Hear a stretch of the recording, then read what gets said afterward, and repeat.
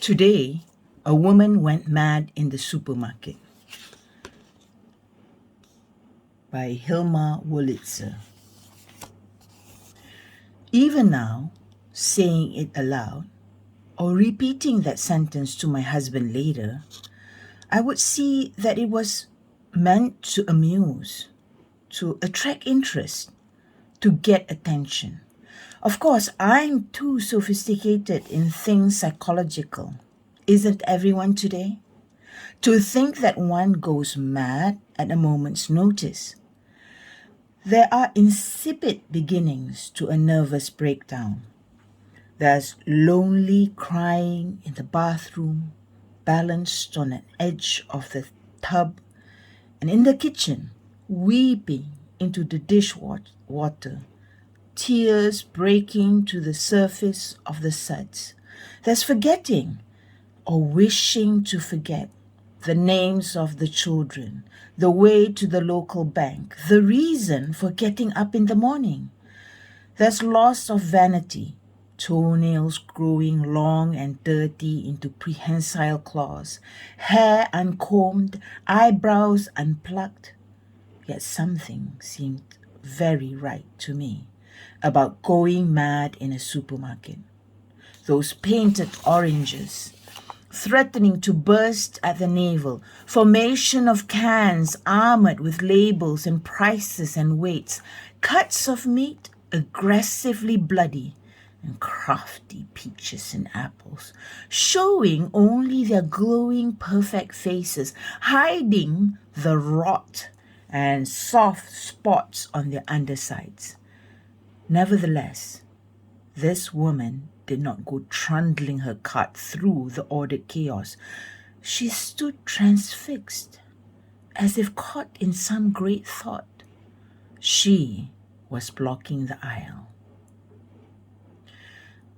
Excuse me, I said tentatively, hesitant and self-protective as only a woman expecting her first child can be. Pardon me, could I just get through? She slowly turned, and the two small children clinging to her skirt held on and tightened the cloth across her hips.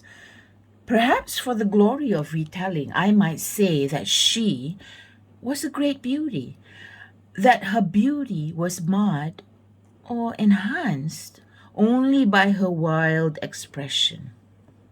In truth, she was pretty in a common sort of way, with conventional hair and eyes and nose. Only what she said then stopped me from clearing my throat and asking again if she would move and let me through. She gripped the handle of the empty cart and said, "There is no end to it." It was spoken so simply and undramatically, but with such honest conviction that for a moment I thought she was referring to the aisle of the supermarket. Perhaps it was blocked ahead of us and she couldn't move further. But then she said, "I have tried, and I have tried, and there's no end to it. Ask Harold. Ask anybody. Ask my mother." "Do you feel all right?" I asked. "Can I help you?" Her knuckles were white and hard as she clung to the cart. She did not answer.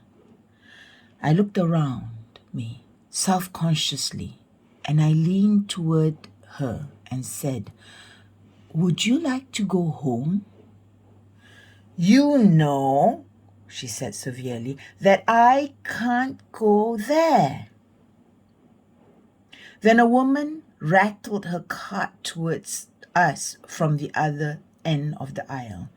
"Excuse me," she called out cheerfully, "coming through?" "Could you go the other way?" I asked her. "Why should I go the other way?" she demanded. "Because this aisle is blocked," I answered. grimacing and rolling my eyes. She looked at me suspiciously and turned her cart briskly back to the other direction. A chain of voices began at the back of the store. I heard the last one call, "Mr. A! Mr. A!" Then, for a few minutes, we were alone, the woman and her children and me. We stood in the supermarket, as if primed for a television commercial in which the magical product would come winging from the shelves, where brand X would forever stay, unwanted and untried. The manager, Mr. A, came eagerly towards us. He is a kindly fellow, who perhaps would seem even kinder in a small, intimate grocery store. He will sprint off on a given signal and bring back the breadcrumbs or the baking soda or the canned crab meat that you can't seem to find anywhere. He rubbed his hands nervously. "How can I bear it?" the woman cried in grief. Mr. A looked at her questioningly. "Can I get you some water?" he asked. She didn't answer him, but covered her mouth with her hand so that all her anguish was concentrated in her eyes. I began to tremble, and I worried what my concern for her would somehow affect the child I was carrying. Didn't I worry 2 aisles back if, when the time came, I would choose the right baby food, that my milk would flow, that I would be wise and a tranquil mother? All this time, the 2 small children did not release their grip on their mother's skirt.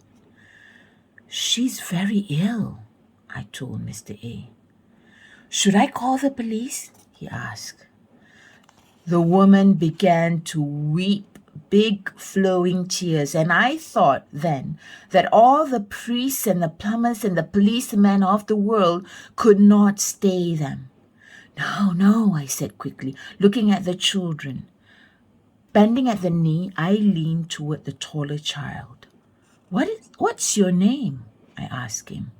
I was close enough to smell his milky breath and to see that his nose was running into a crusty sore right under it.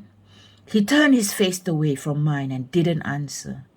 Feeling bolder, I took the handbag that was looped over the woman's wrist.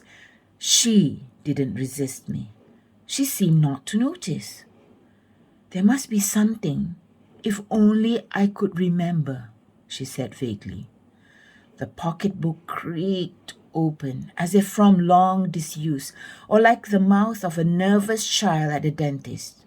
Mr. A peered over my shoulder. There was a sweet hair tonic smell. The pocketbook was empty. We peered into it unbelievingly.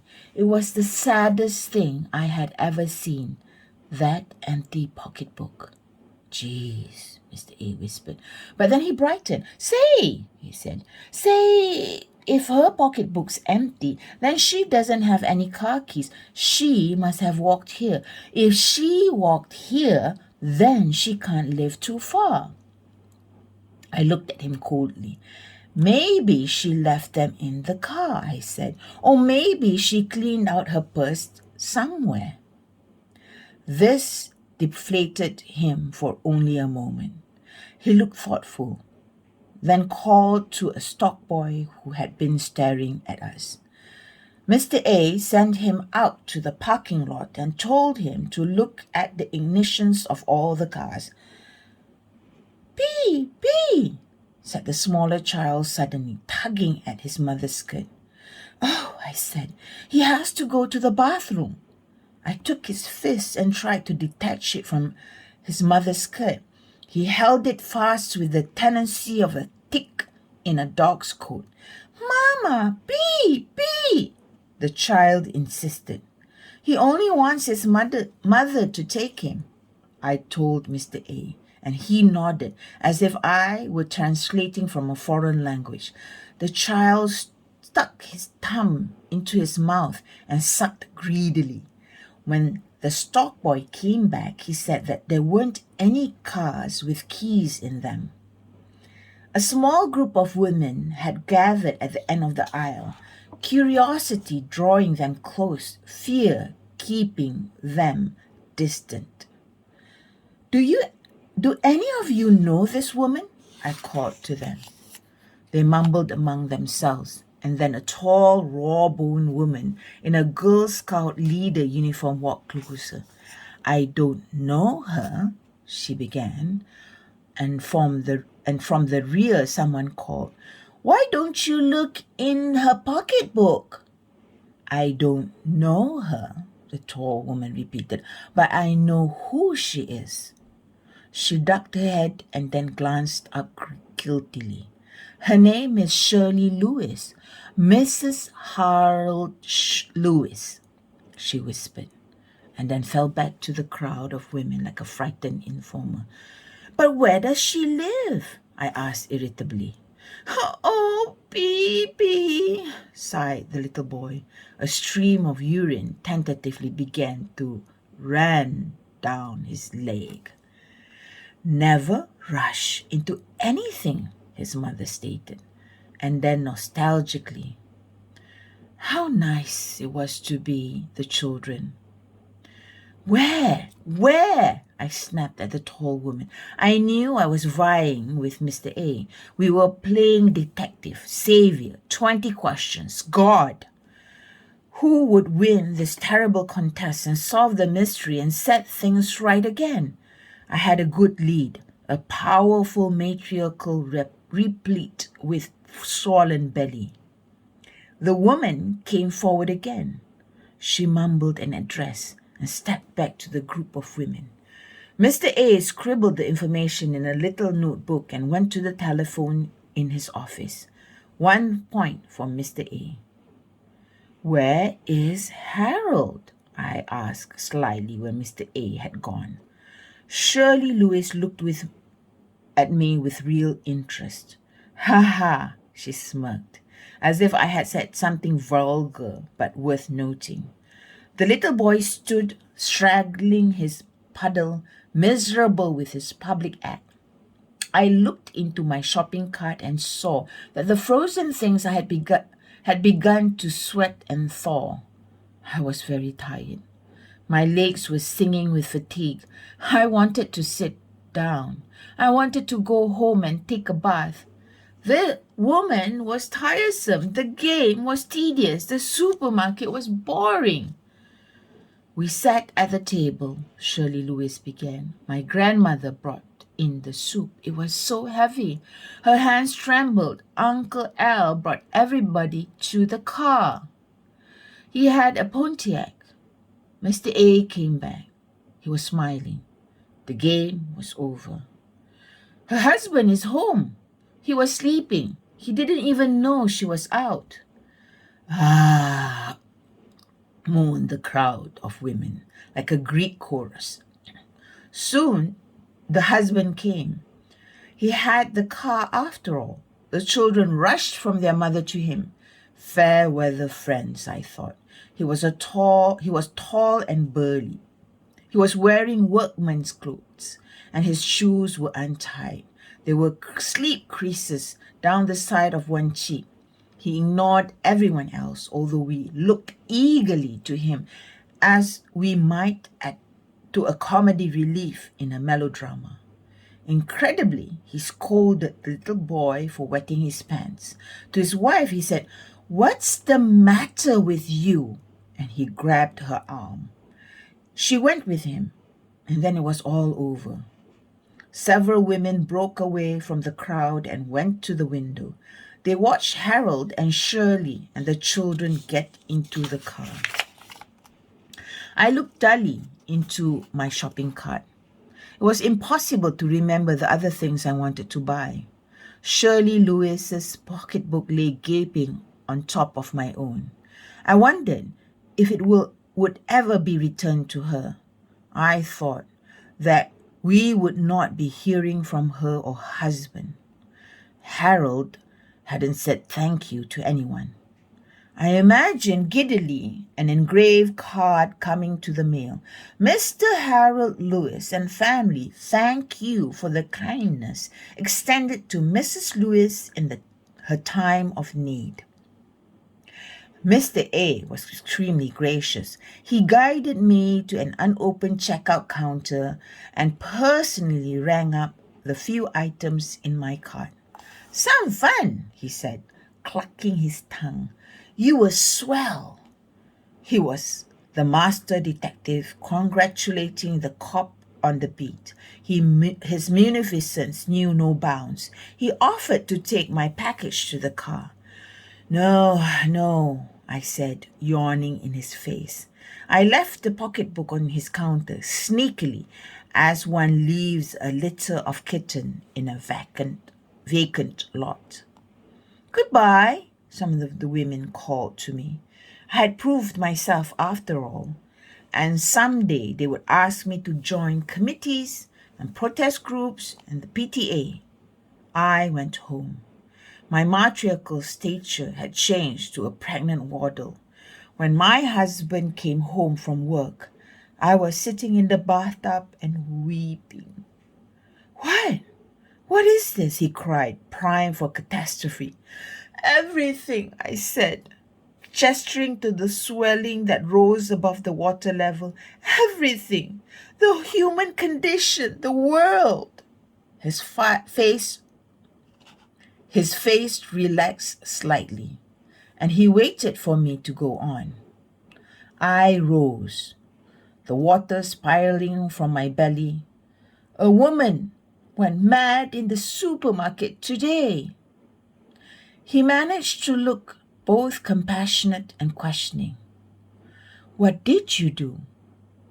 I waved the towel as if it were a banner, a piece of evidence.